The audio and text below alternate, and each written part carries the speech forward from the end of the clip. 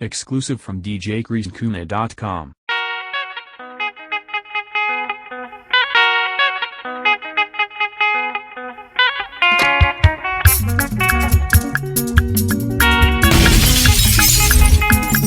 DJ Chris Lagoon on the mix.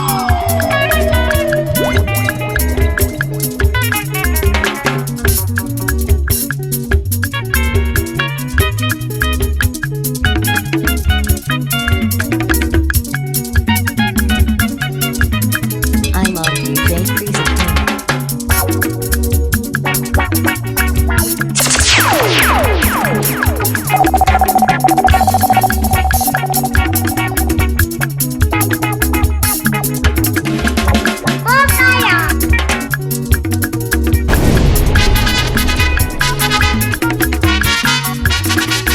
DJ Chris Lagoon on the mix. Onye mmaja ọ bụ gịnị bụziri imejizi nwayọọ n'elu ụwa nke anyị nọ ka ofe lọla alọrọ ezuola ine maka na onye kwazi ka ọha n'ụwa nọ ebuli ya gafezie ibe nne ha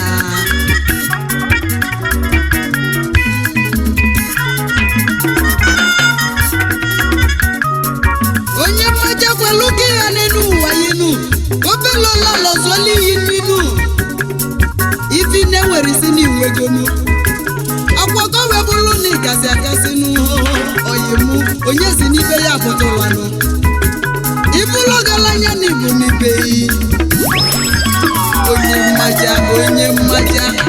mmaja kwelu gị ha n'ụwa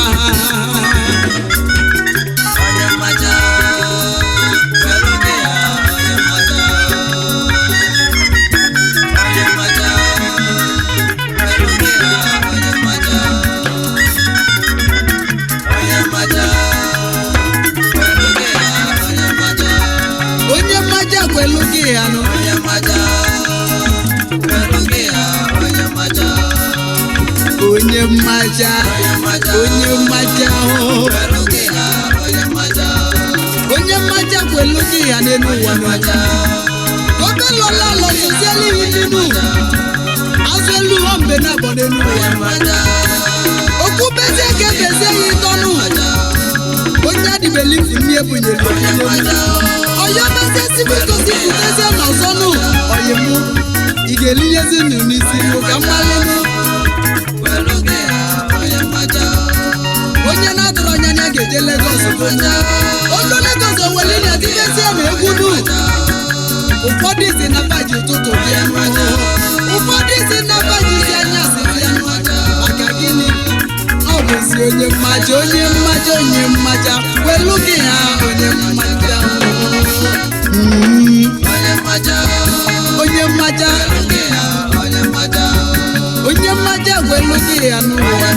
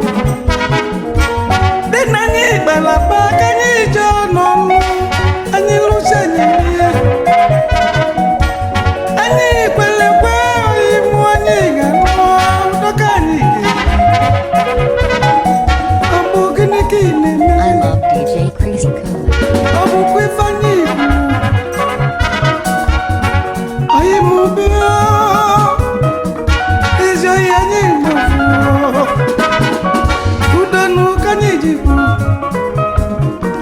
ofu obi ka anyị ji kpaa ebe ike na-eje ọkpọzive anyị kwuru n'ike bụ mmanụ chukwu na-afụ obi na-ekwe n'ụma nọ naanị n'ozuru ebe niile olise anyị ka na-akpọ ọmebụkwa mmadụ chetakwa n'chukwu olisi nke mmadụ lọtakwa n'chukwu omebi nke mmadụ cheta na chukwu nọ iwu eze mmadụ cheta na chukwu na-afụ onye ọma teta biko lụọ ililo ewuo dị n'olise anyị chukwu na-afụ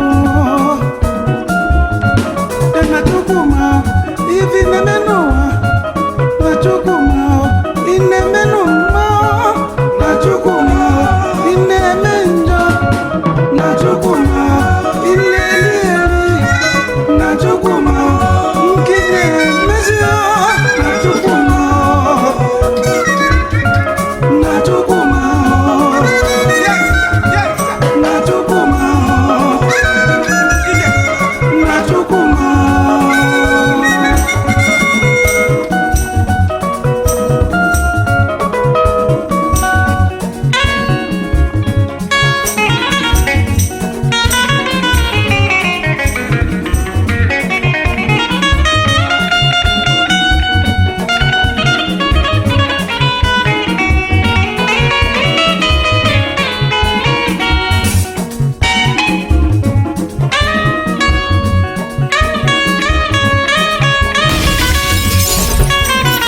DJ Chris Lagoon on the mix.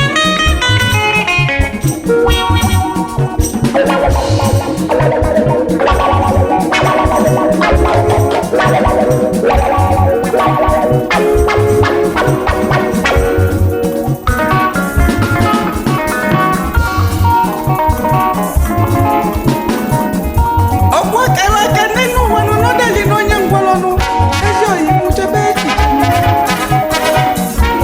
ịmakwa ibi na-emenụ ndị nọ n'ezi gị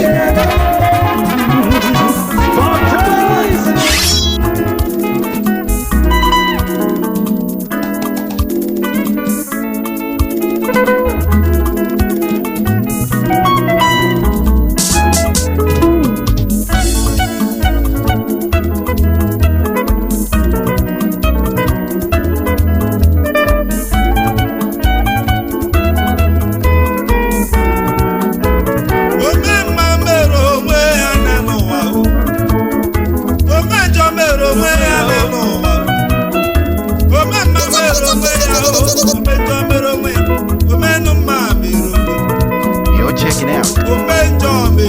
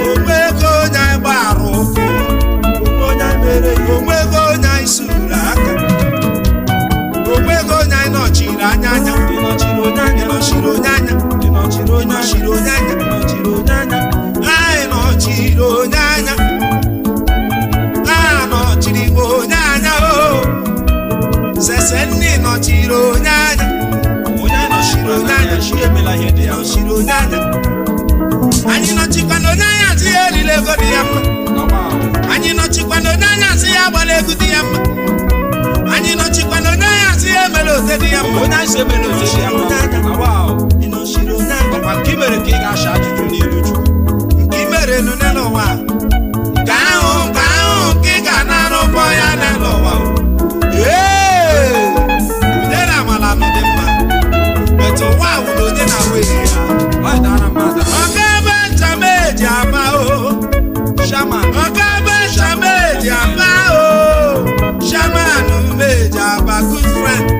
Samosa Club of Nigeria.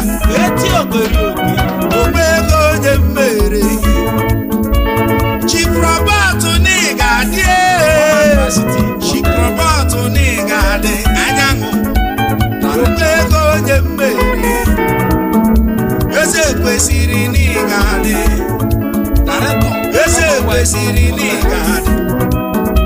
Omego onye mmere ihe. Omego onye mmere ihe. Gentleman made ya pay. Manego, omeya mateta chi. onye ọma n'oge ọhịa Ọkụ menjọ mere ome. Omenjọ mere ome. Chukwu ese n'ịgadị. chief task force Chukwu ese n'ịgadị. Omego onye anyị mere ihe. Baba Olisa n'ịgadị. ezi ọhịa best keeper Omego onye anyị mere ihe. Ụbọchị nne m, osisi ọma elekwere n'ịgadị. onye bọọlụ Skipa n'ịgadị.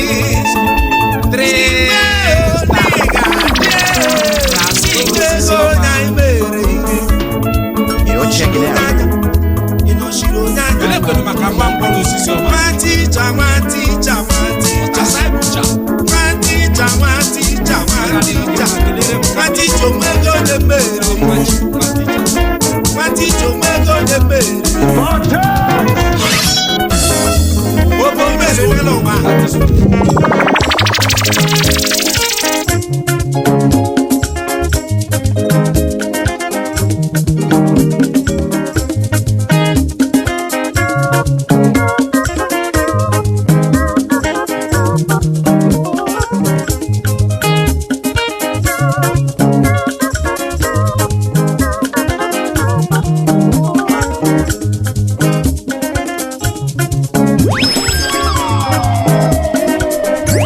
I love DJ Chris Coon.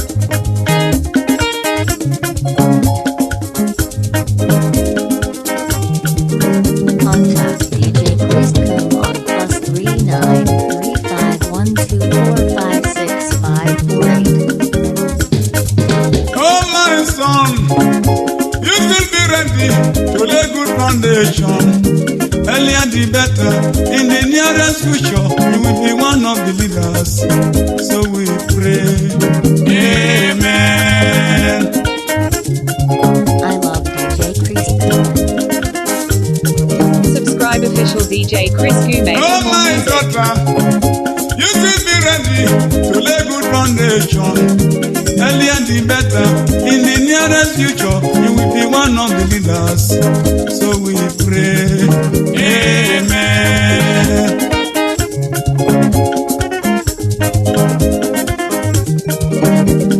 To become a leader is not very easy. To become a man is not daily work. Everybody ambition is to become a leader, is to become a big man. That is the struggle. So my son, you should be ready to lay good foundation. Earlier the better. In the nearest future, you will be one of the leaders. So we pray. Amen. Jehova bụ onye na-azụ m dịka atịrị. DJ Chris Coon on the mix.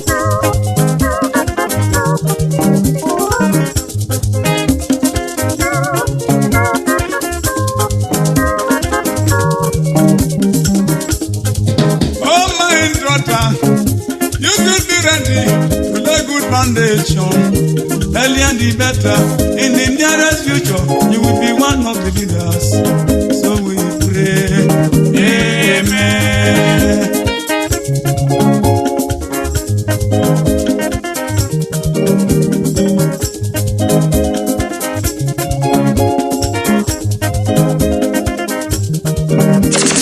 Oh my daughter, you should be ready to lay good foundation. Earlier the better. In the nearest future, you will be one of the leaders. So we pray. Amen.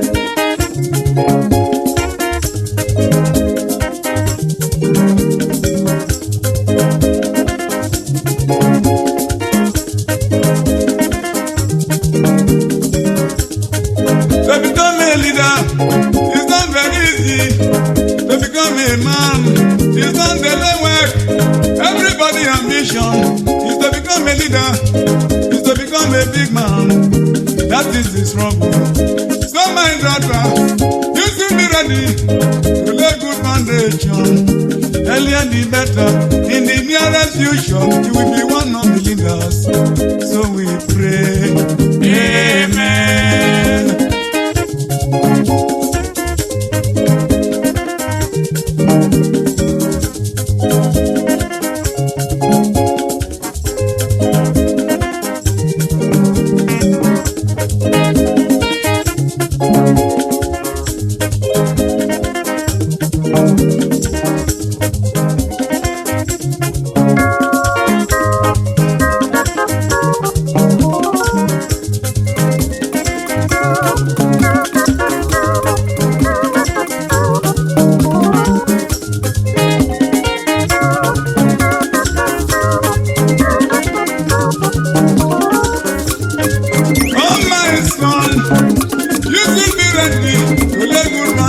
Earlier the better. In the nearest future, you will be one of the leaders. So we pray. Amen.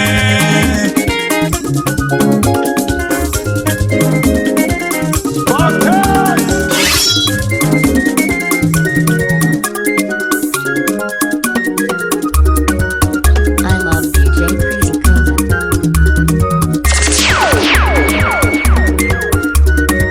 You're checking out.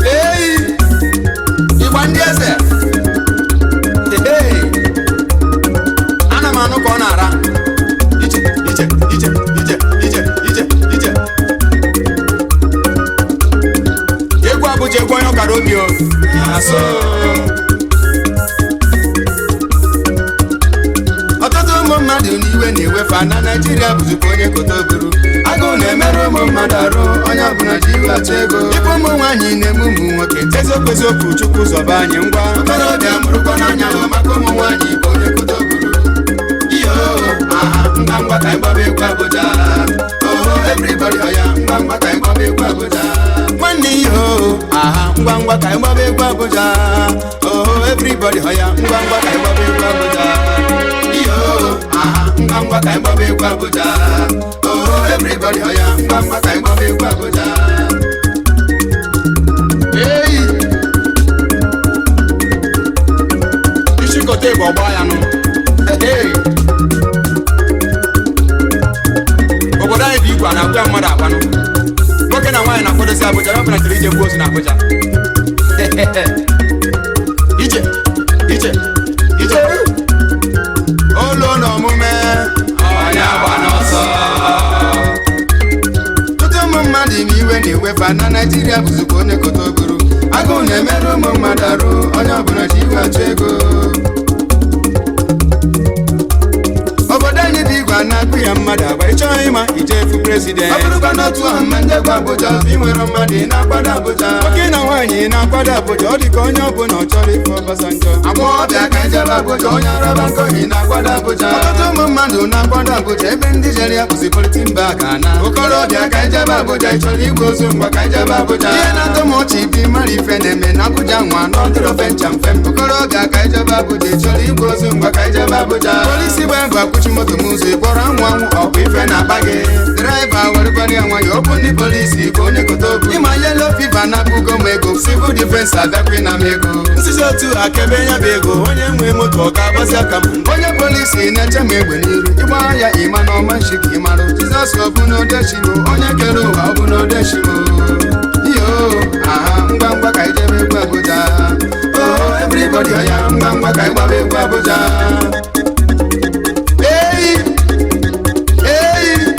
Esenti nwa mama ọkọ ana m anụ ka ọ na ha. Eyi na ka ọ bụrụ egwu ndị ọgaranya.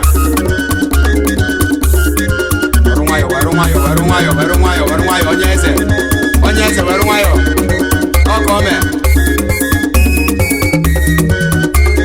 Ejelu savisi ha natago m esenti nwa mama ọnwa mara ife na-eme okorobịa ka ijebe Abuja ịchọrọ igbu ozu mgbe ka ijebe Abuja Enugu boys ka ijebe Abuja ịchọrọ igbu ozu mgbe ka ijebe Abuja okorobịa ka ijebe Abuja ịchọrọ igbu ozu mgbe ka ijebe Abuja ndị Ọnịcha do ka ijebe Abuja ndị aka nchawa mgbe ka ijebe Abuja okorobịa ka ijebe Abuja ịchọrọ igbu ozu mgbe ka ijebe Abuja ụmụ Lagos ka ijebe Abuja elu na sọrọ ka ijefu president okorobịa ka ijebe Abuja ịchọrọ igbu ozu mgbe ka ijebe Abuja dedi yo aha ngwa ngwa ka ịgbaba egwu Abuja okorobịa ka ijebe Abuja ịchọrọ igbu ozu mgbe ka ijebe Abuja yo aha ngwa ngwa ọhụ everybody oya okorobịa ka ijebe Abuja ịchọrọ igbu ozu mgbe ka ijebe Abuja eyi anyị ejebe na Abuja egwu onye ọkara obi ihe na-atọ m ọchị bụ ịmara ife na-eme na Abuja nwa n'ọdịrọ bencha okorobịa ka ijebe Abuja ọtụtụ ụmụ mmadụ na-agbada Abuja ebe ndị je ya bisiketi mba aka na okorobịa ka ijebe Abuja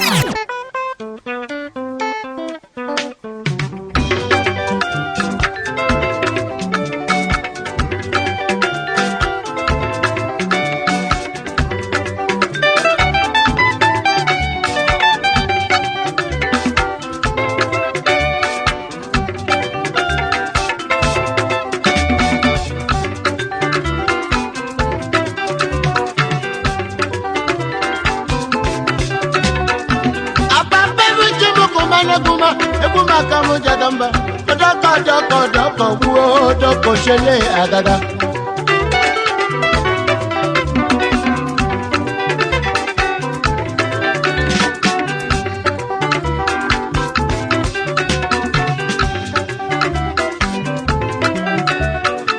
abradabu chimo komane kuma ebuma kamu jadamba doko buo doko shele agada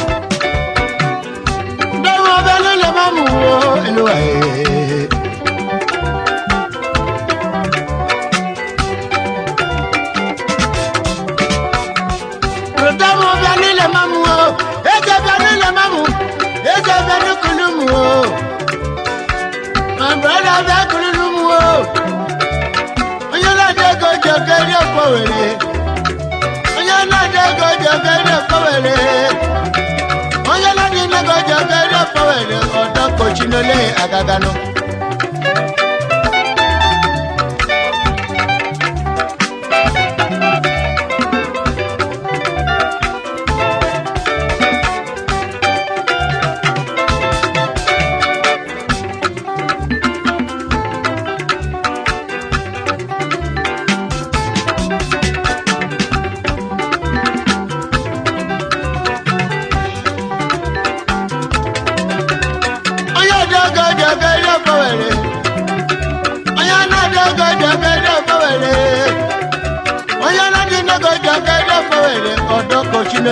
agagano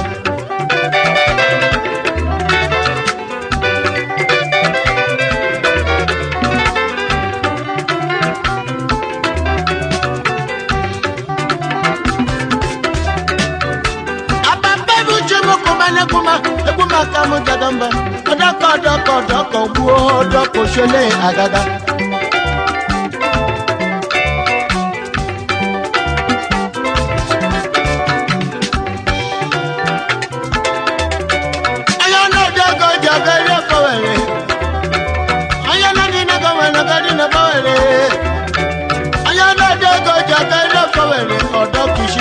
agagano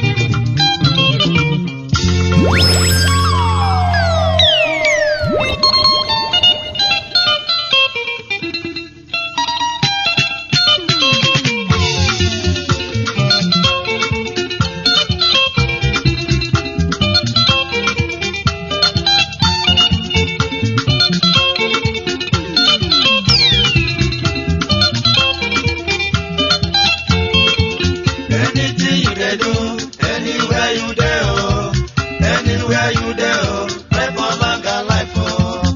Now when life will there, oh, you think of what you do. Now when life will there, oh, you think of better tomorrow. Mama, yeah, opportunity. Opportunity. Opportunity. Opportunity comes one. Mama, yeah, opportunity. Sister, yeah, opportunity. Opportunity. Opportunity comes one.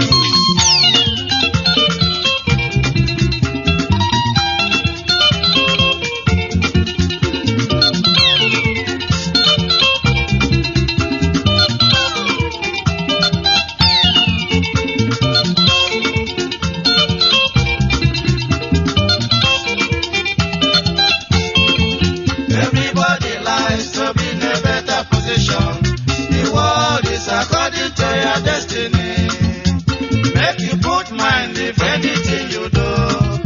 If you try and fail, oh, you better keep on trying. If you work hard, oh, you pray to God, oh, Almighty. For one's life, there is hope. Mama, yeah, opportunity. Sister, yeah, opportunity.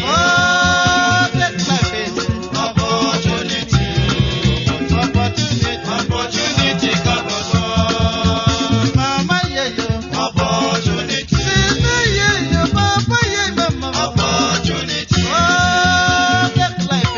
Opportunity. Opportunity comes one.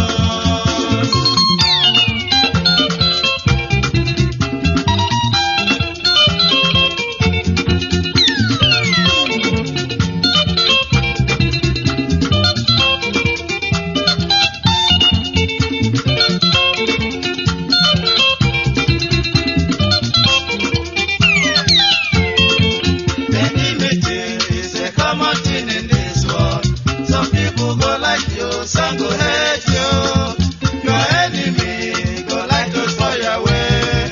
The enemy now in the push up for garden. But no matter what enemy go do you, you better put everything in hand of God. Oh, Almighty, God will save you, Almighty, to guide you in this world. Mama, yeah, opportunity.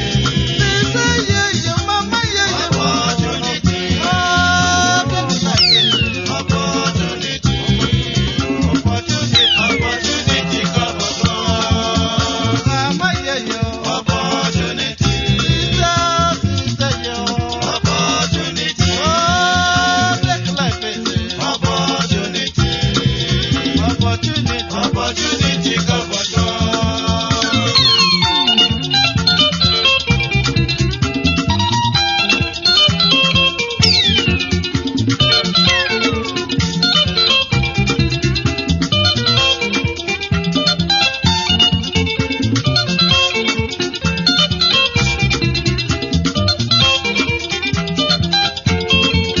If you know better today, maybe not tomorrow.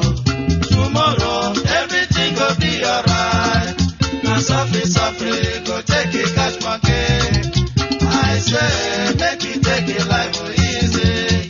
Brother, make you take your life easy. Sister, go better, go better. Mama, yeah, opportunity. Sister, yeah, mama, yeah, opportunity. Oh, take life easy. Opportunity. Opportunity comes one. Mama, opportunity. Mama, yeah, sister, mama, opportunity. Oh,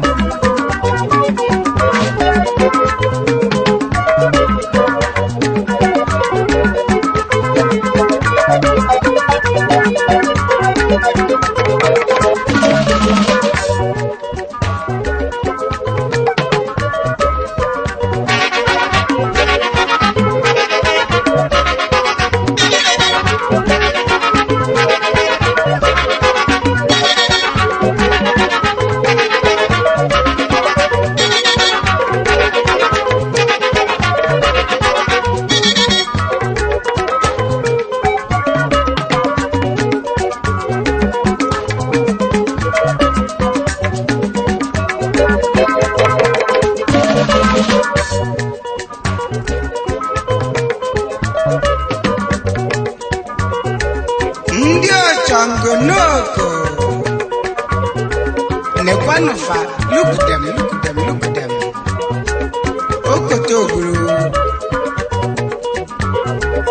Asine gulugute. Oguluna.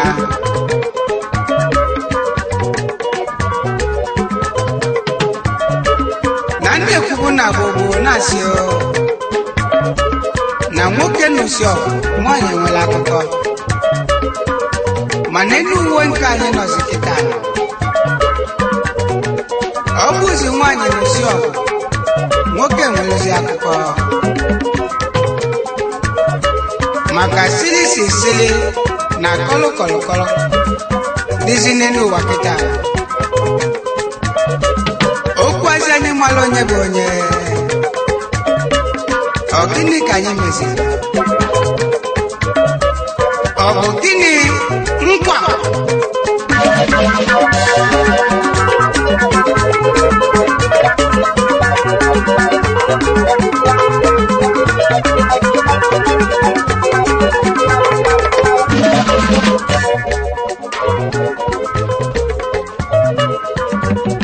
ndị ọcha ngọnọgọnụ rere ụmụ kamile n'ụmụ n'ụwanụ ọ bụ gịnị ọka mmeziri ụnụ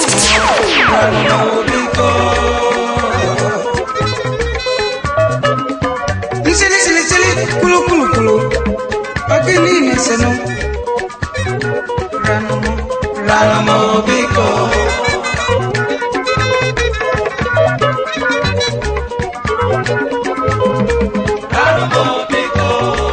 ndi chango no sili kulu nekwanu bana babios oji majina mweno bono magano jima gano na jima ogwe bono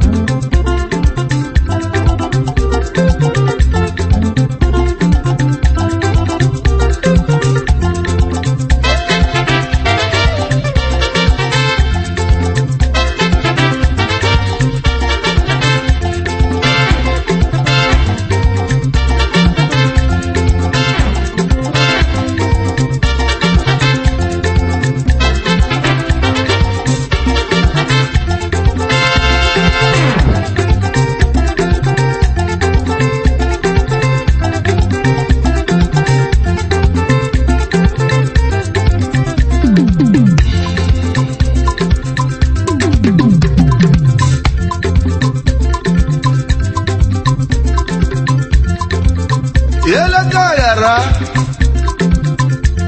onye bụ sọnụ elete aghara ya bụ na mmadụ na ibia na-asụ sọnụ o wee na-adabanụ onye mmejọ ọlụgbara alụmọ onye mmejọ ọlụgbara alụmilugo ibe imere ume n'ụwale aga m agbaghalụ gị ọ dịghị onye mume ya kasị mma ịchọ na anyị ga-adị na mma ịchọ na anyị ga-adị na mma enyochazi na mume m agaghị m enyocha kedu ụsọ bụ eleta ghara ya bụ ụsọ onye mefiela ibe ya onye mejọrọ ụgbọalụ n'ụsọ bụ eleta ghara ya bụ ụsọ onye mefiela ibe ya onye mejọrọ ụgbọalụ n'ụsọ bụ eleta ghara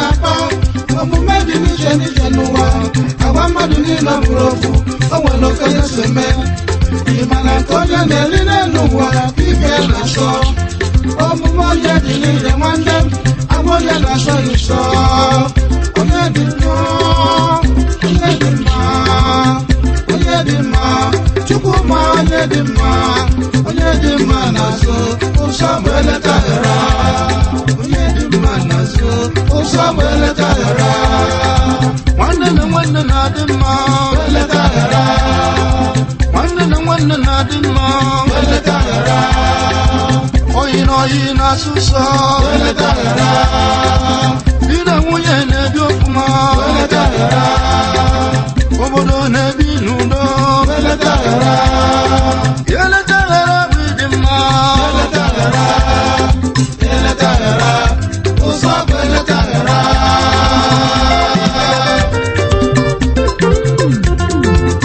eleta ghara ọka bụ ụwa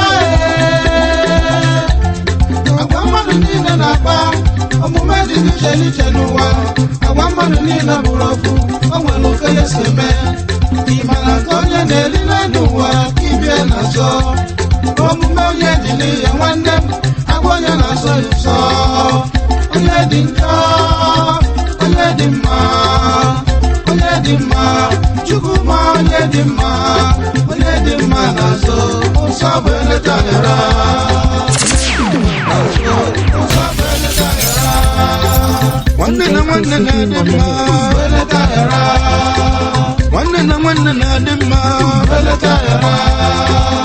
oyi na oyi na-asụ sọ di na nwunye na-ebi ofụma obodo na-ebi n'udo nwanne na nwanne na-adị mma oyi na oyi na-asụ sọ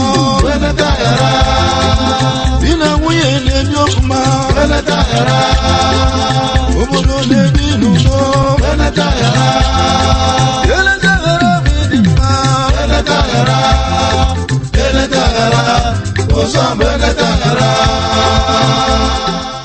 Subscribe official DJ Chris Gume for more music.